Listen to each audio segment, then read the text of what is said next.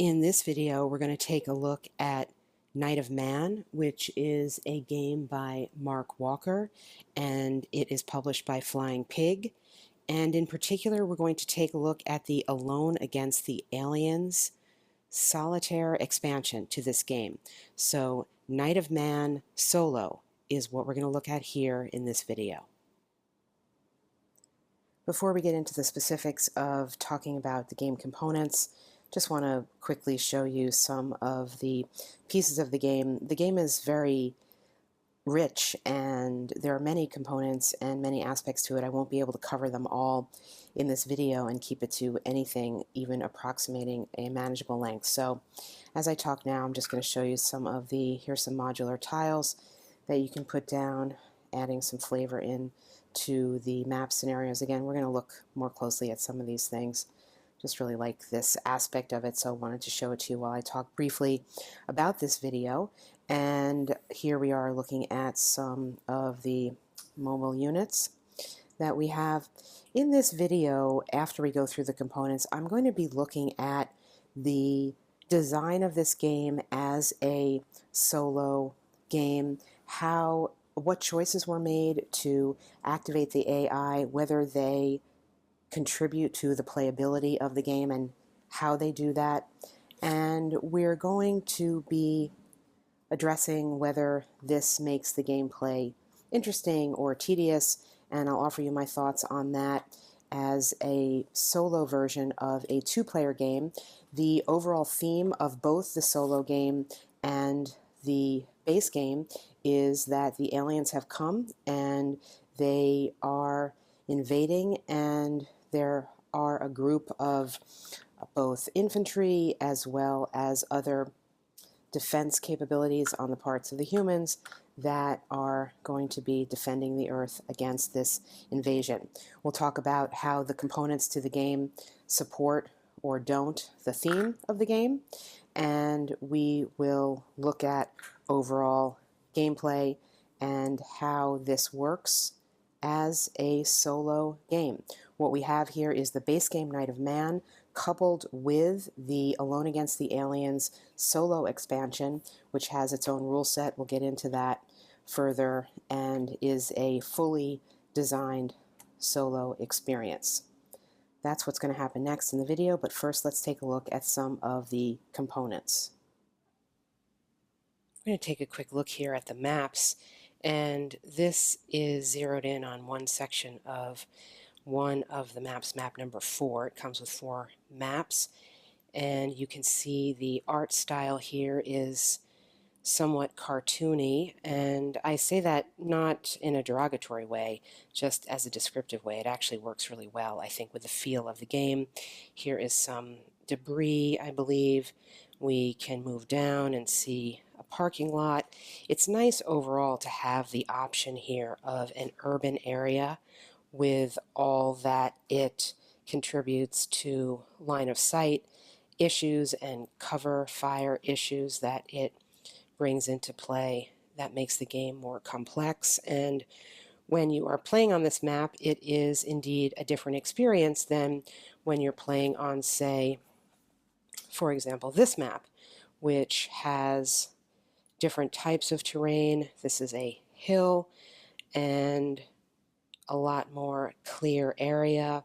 We'll talk in more detail later on about how line of sight works and how the different terrain features come into play. Just want to give you a look here a little more closely than you might see later in the video about some of the art really on the map, and how here's a corrugated shed, I guess, with some sort of I guess abandoned vehicle, basically, is what that looks like, and really adds to the theme. Different maps for different scenarios. Here, we'll just take a quick look at the last one here.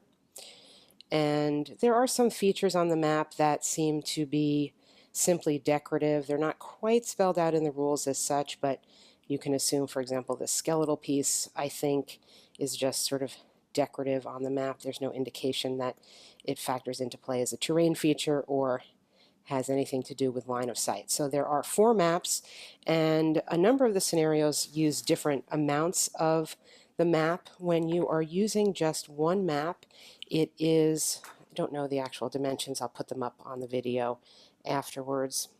Sorry about that.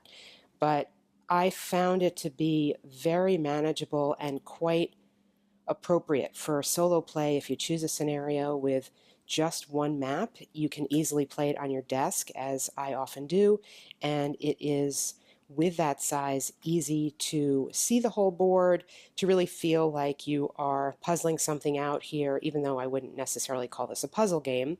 And again, we'll get into that more later with my final thoughts, but the feel of having everything available on one map, if you're using a one map scenario, works very well, I think, for the solo player. This is not an unboxing video, but I do want to show you that the counters are just really awesome here. They're so easy to punch out, and they are so clean around the edges. Really just want to call them playing pieces. I was a little hesitant, I guess is the word, to play a game with such big counters, but I saw pretty quickly, and you can see here from all the detail on this counter, on this playing piece, why the larger size is necessary and in fact works very well. They really come out cleanly, come out nicely, and feel very good as you are playing them. So very easy to punch out, very cleanly. Just a great component, great aspect to this game.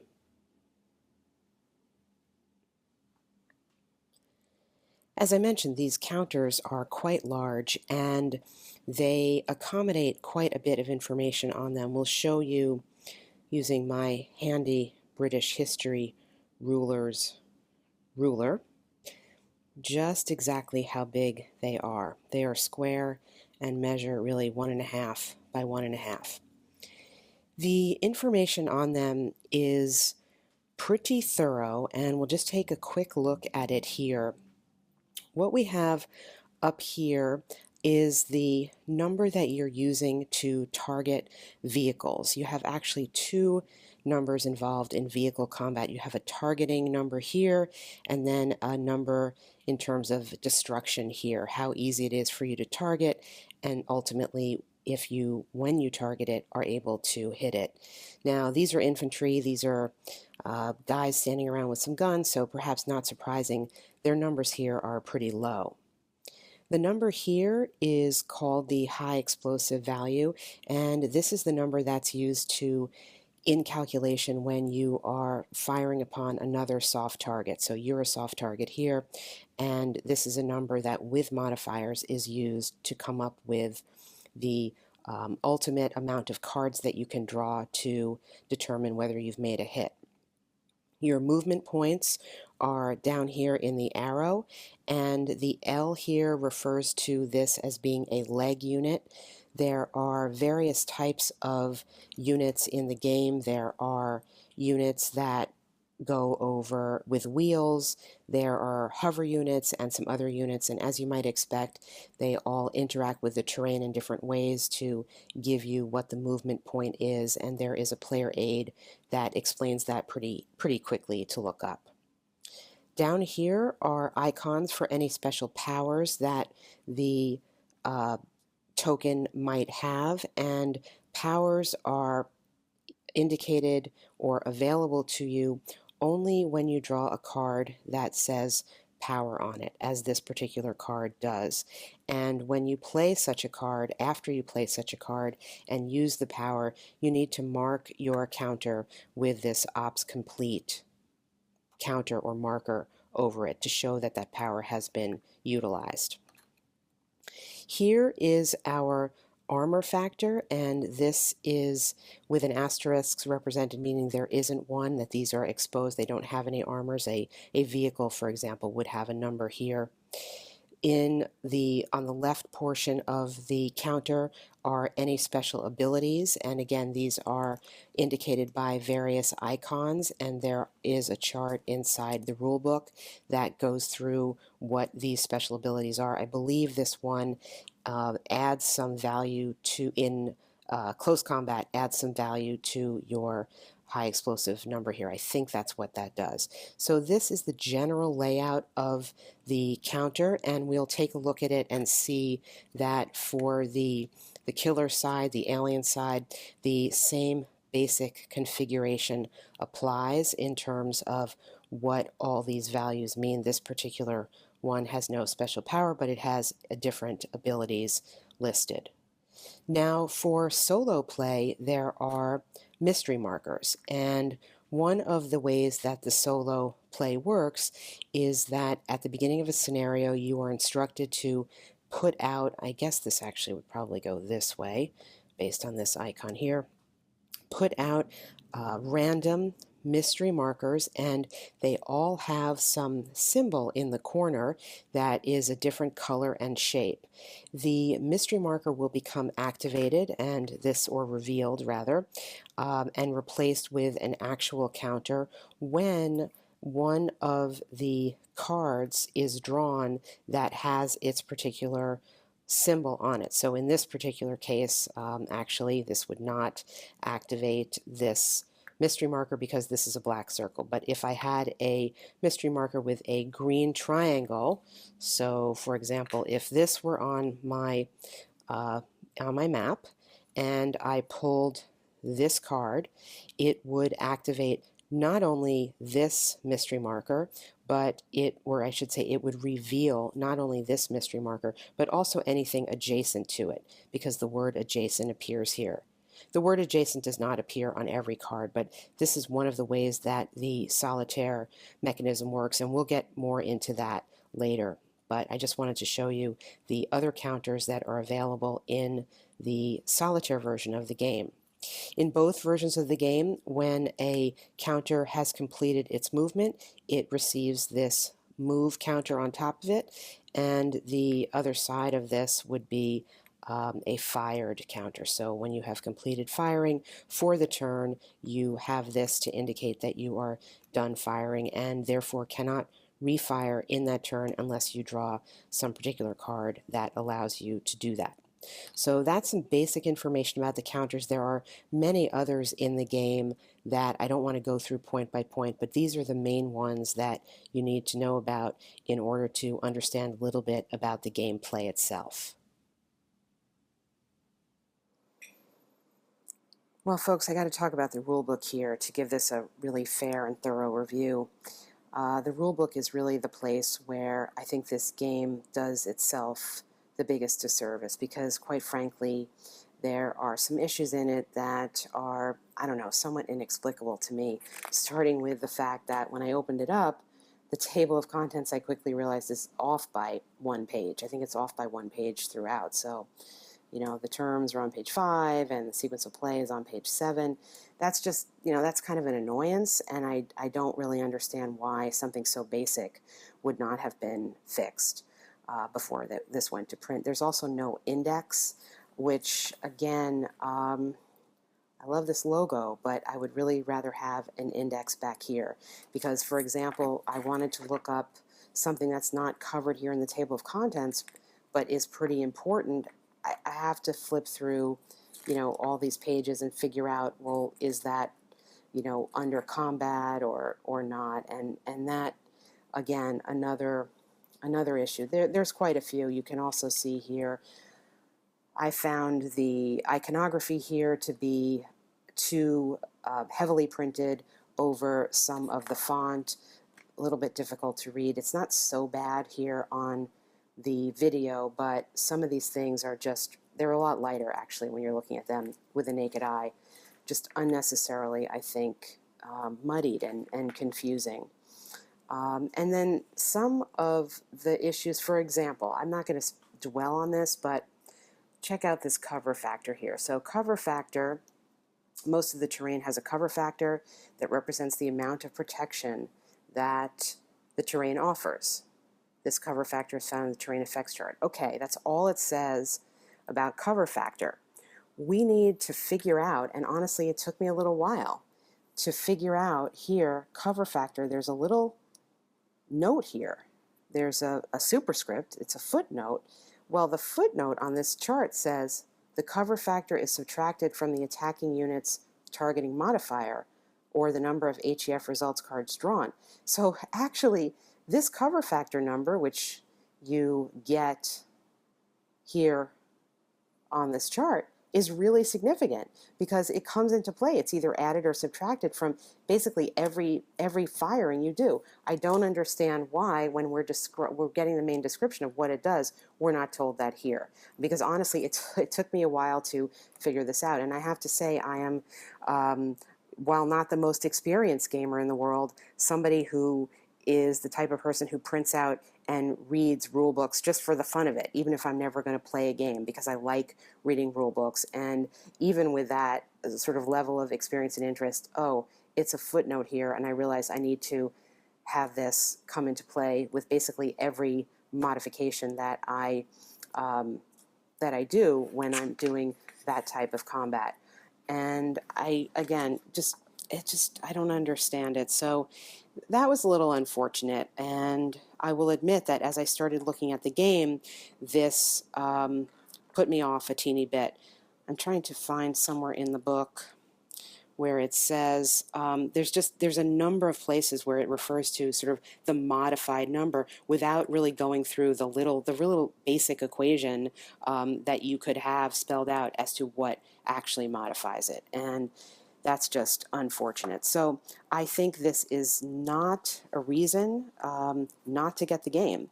This is a great game, as you'll learn, well, from my perspective when I have my final thoughts, but it is unfortunate that there are some of these problems with the rule book and some others that I haven't mentioned. So hopefully some living rules will be put out that will clarify some of the confusing information.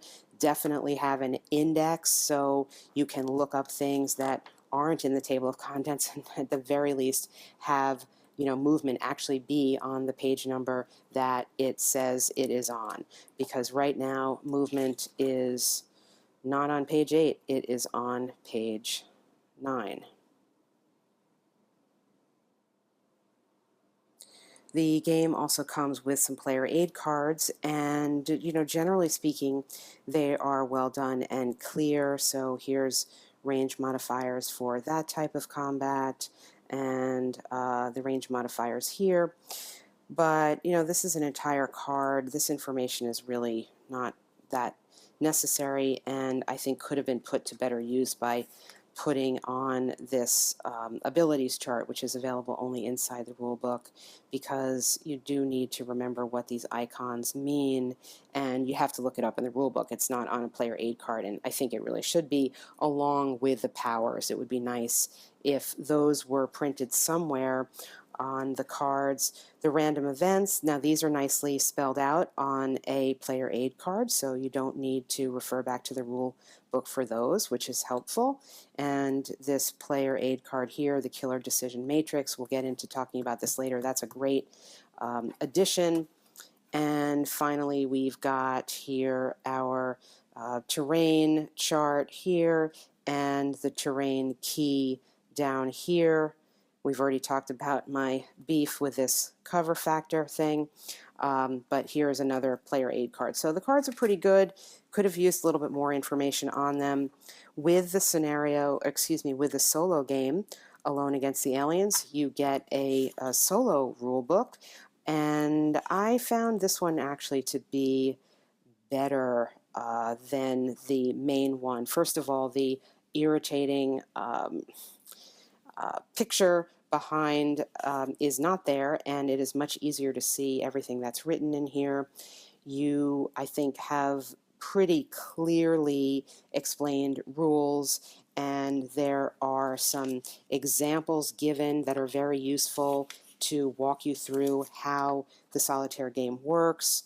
Cards explained nicely. Overall, this rule book to me, which also contains the scenarios at the end, so let's see, it is Well, you've got here an extended example of play, which is very helpful because it focuses on the solo play and how the cards work, and including that, but excluding the scenarios, you have 14 pages here of solo only rules. So these pick up where the main rules left off, but this is a true solitaire built game.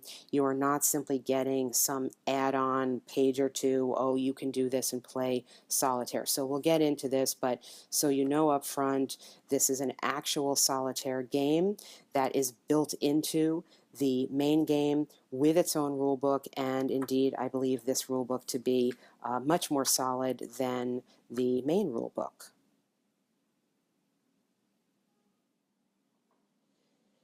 This is a card-driven game both in the two-player version and in the solitaire version. And the cards themselves contain a lot of information, even though they look fairly simple as you are looking here at one of the basic cards. There's really a lot going on, so I do want to go through this pretty carefully to give a fair understanding of the depth of the action and the depth of the card mechanism and how effectively it is made use of here. So looking at the top two portions of this card, this fire description and this move description, and paying attention to the fact that these are green icons here, we can see that when you draw this card, if you are drawing it as an action, well, I should say if you have it in your hand, because you will be drawing up to a 4-card hand at the beginning of every round in the turn. You may use either one of these actions as an action for your turn. And again, you have 4 cards in your hand, so potentially you have 4 actions, but not all of the information in the top cards is specifically an action. We'll get to that in a moment. I mentioned already that this power word here then enables you to activate one of your powers as part of the action, and here the actions are described. Now, there are actually 3 different types of information at the top of these cards. This with a yellow icon, it says support here. So this is a card that would be played with another card in your hand, with another action card. It is a supporting card to your own hand. So in that instance, you would be able to play 2 cards together to, in effect, increase the action that is available to you.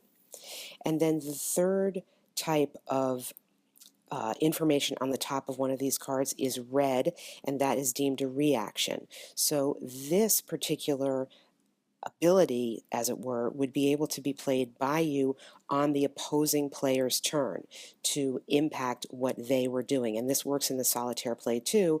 We'll get into how the solitaire side is activated, but when they are activated, if you are holding this card in your hand, you can still play it for a reaction.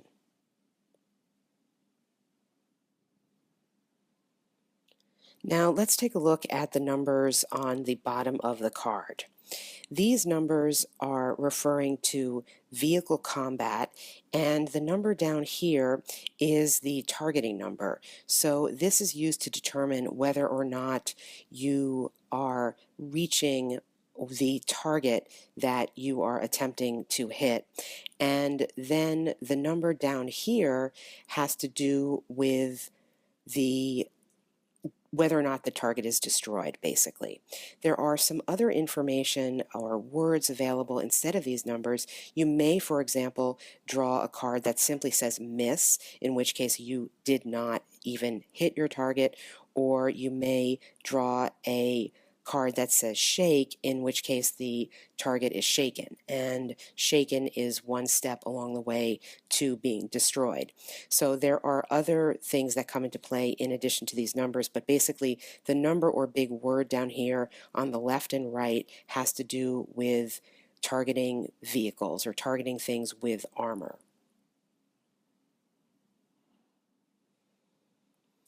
Finally, you'll notice that there is the word hit here on this particular card. On this particular card, there's the word hit preceded by an asterisk, and on this card, there is no word hit. The presence or absence of these words refers to how successful you are in targeting a soft target. So, for example, when entering into combat with an infantry unit, you will come up with a number at the end of the modifiers to your high explosive initial value, and whatever number you come up with is the number of cards you draw to then read in this section as to whether or not you have been successful. So for example, if we were entering into combat and our final number was 2, we would get to draw 2 cards. Well, the first card here is nothing, so nothing would happen. If we drew this as our second card, we received 1 hit as the outcome of our combat. So the higher the number you get, the more cards you get to potentially draw. And say, for example, our final modified number was 3 and we drew 3 cards and this was our third card, we would have ended up with 2 hits. So you're looking for the higher number to get the bigger draw for cards to increase your chances of having a successful destruction of your target. The asterisk preceding a hit is only relevant in hand-to-hand or assault combat, meaning basically you're on the same square. So if you are firing at a range distance and you get an asterisk with a hit, that is meaningless.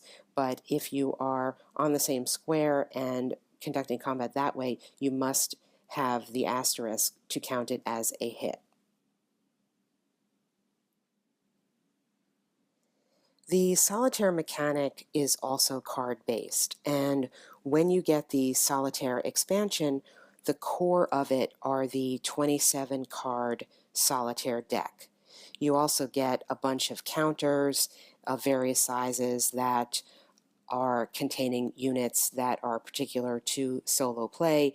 You get some aid cards and you get separate rules, but really the core is this deck of solitaire cards that are used not only to activate the AI units, but to explain various aspects of the combat and movement, etc. So let's just go through this. I can't say briefly because there's a lot of information here, but this is a very, very effective and dynamic way of activating an AI that is different for each scenario and indeed different for each encounter that you have within the turns of the scenario. We already looked at these icons here and the word adjacent, which may or may not appear. Again, showing you a card that it does appear, but it doesn't actually appear in all cards. And these are the symbols that need to be matched up to your mystery markers on the board to indicate that something is then revealed. And when it is revealed, you pull a counter from the counter cup. And again, this is all pre-designated in the scenarios, which we'll get into in a minute. And place it on that spot. So your mystery counter turns into something, and that something is then guided by what is on this card. Now, the scenarios themselves have a description as the AI being either in a stance that is offensive, skirmish, or defensive. And what you see here is the indication of what this means for this particular counter under that scenario. So for example, if we revealed a red circle with this card and we were told and we knew already that our scenario was one that had a defensive stance, what that would mean is that this mystery counter, or this would now be turned into something, would fire upon us. And if it did fire, its target would be the nearest of us to it. Now, this is not necessarily always the same. So for example, the same scenario, if we pulled a different card, we're still in a defensive stance, but on this particular card, defensive stance indicates that this counter is going to move. And when movement occurs, we look down the card here, and there is a wonderfully, I think, inventive way of having movement be a little bit unpredictable and really have some flavor to it, where movement is not simply that it's coming straight at you or it's going at your flank or whatever, there is a player aid card, which I'll show you, that has a matrix, and the matrix in it has various descriptions of how the movement is. Is the movement brash or cautious? Is the movement toward an enemy, toward the objective, or toward support? And based on that matrix, there are sets of rules that then determine how this particular counter would move. And if you are activating more than one counter, you would then be continuing to pull different cards for the different counters to activate them. So you're not simply using one card to activate every potentially active AI counter, but just the first one, and then you move through them. The cards also indicate other things. They indicate results if you are attacking an unrevealed marker. And here at the bottom, there's something called random event. And this card provides no random event, but other cards might provide, for example, the random event of confusion. And in the solitaire rules, there is a listing of various random events. I'm not really sure how many there are. Let's see, 2, 4, 6, 10 or 12. And I'll just show you here what some of them are. So there's random events listed, and they have their name and they explain what the effect is. So if you ended up by pulling a card that indicated a random event, you would look it up in the scenario book to determine exactly what that effect was. So in effect here, you have to randomly select one of your units and effectively take away its power, because placing an ops complete marker on it indicates that its particular power has already been utilized for the turn. So that is what the effect of that random event is.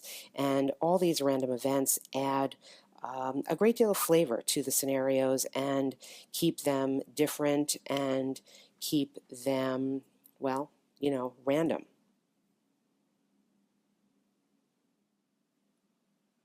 Let's just take a look at this player aid card, which I mentioned before and is an aspect of the solo game that I think is really something that adds a lot of richness to it and really makes it feel like you're playing against an opponent without your having to do a ton of maintenance to make that work.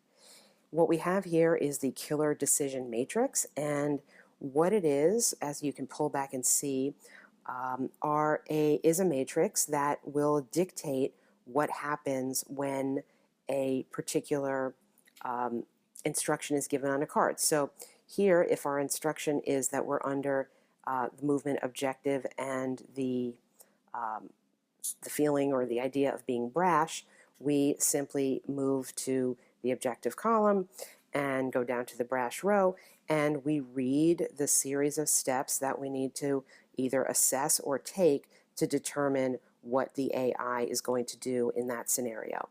And this is not a playthrough video, so I'm not going to go through every possibility, but you can see here the richness of the fact that you could be dealing with something focused on the objective of the scenario, or enemy, or support. And then there's two different, there's the cautious approach, let's call them approaches, or the brash approach. So we have this nice matrix, a rich matrix of steps that the AI can take, yet as a solo player, it's very easy to implement. And one of the things that I look for when I assess the effectiveness of a solo game is whether I'm ending up spending more time implementing the AI than I am on my own turn. And part of what can happen with games is that if the AI is complex and semi-realistic,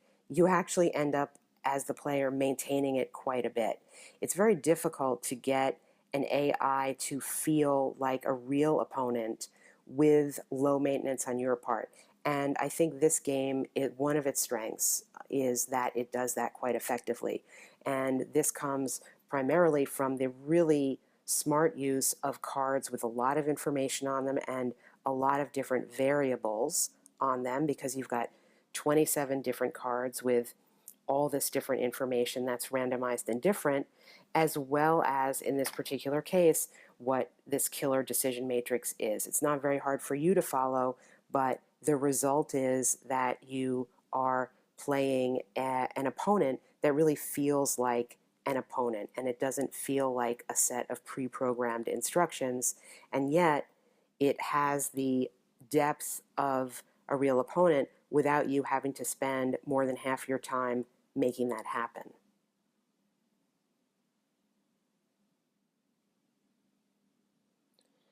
One of the other things that makes this game very rich is the way the scenarios are fleshed out.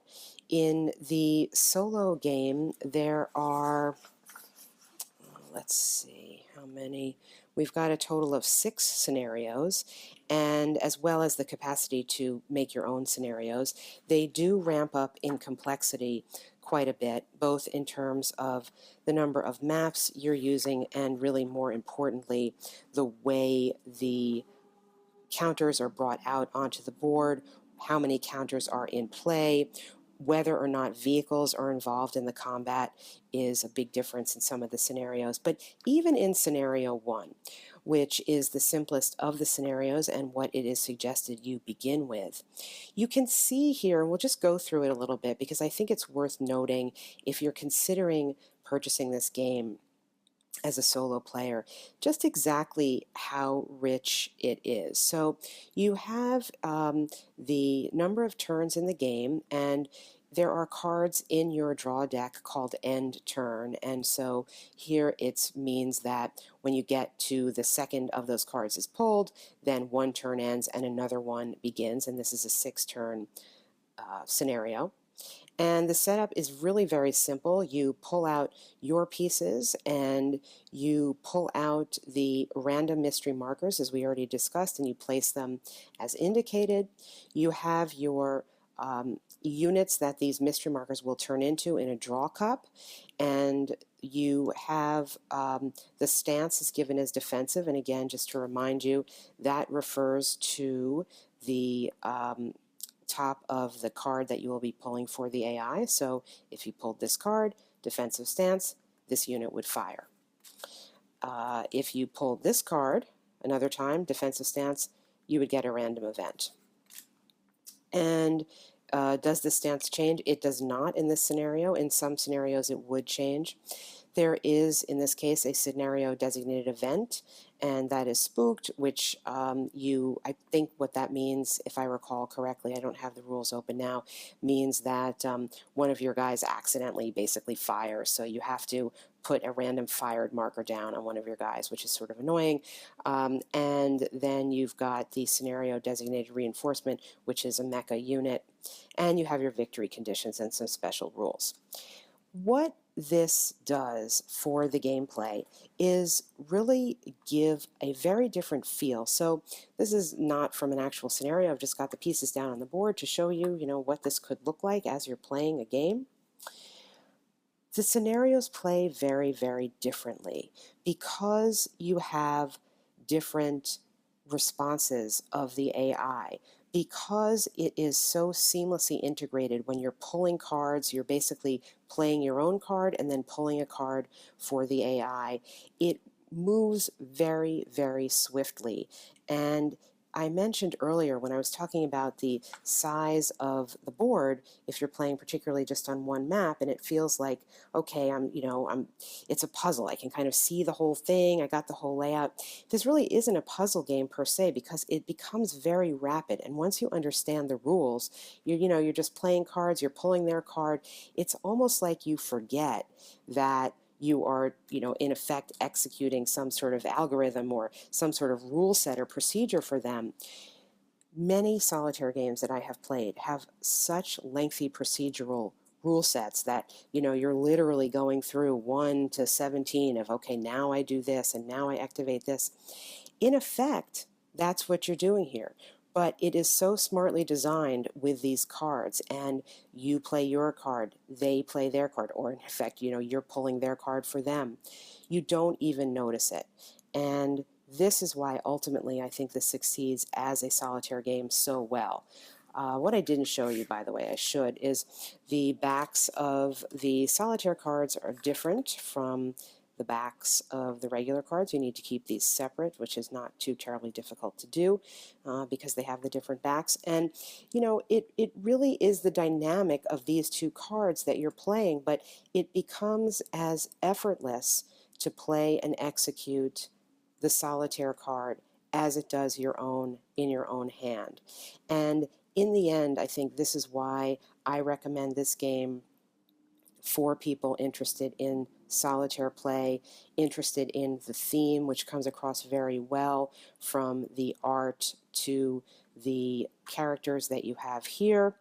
You know, the one thing I would say on the alien side, I was missing a little bit more of characterization, I guess, is how I would put it. You know, looking here, this is a really great character you've got. The aliens are a little, I don't know, one-dimensional, I guess, for me in terms of how they're rendered. They do have, you know, a lot of different things they can do. I'm just talking pictorially here. They feel a little generic, I guess, to me. So that perhaps is something that's a little unfortunate, but really doesn't take away from the gameplay. This is an extremely engaging, thematic, solitaire game where you do not feel as if picking up the solitaire version, you're getting 30% of the whole game. You're getting access to all the game mechanics, all the game features as the regular game. It's just executed for you in a solitaire way that is very simply and elegantly done. Highly recommend it for solitaire play if you're interested in this theme. It may be a little challenging to get through some of the rules as I discussed. I don't think that should be a hindrance to purchasing the game. Hopefully there will be some living rules that come out that make some of those challenges or hurdles a little, the threshold of those a little lower. But for anybody who's interested in this type of skirmish game, they probably have the stomach to go through the rules a few times to figure it out. And honestly, if you're playing solitaire and there's some ambiguity, you can just create a house rule, follow that through your scenario at least, and you know, if it's not working, change it for the next time. So Night of Man Solitaire, highly recommended for the solitaire gamer.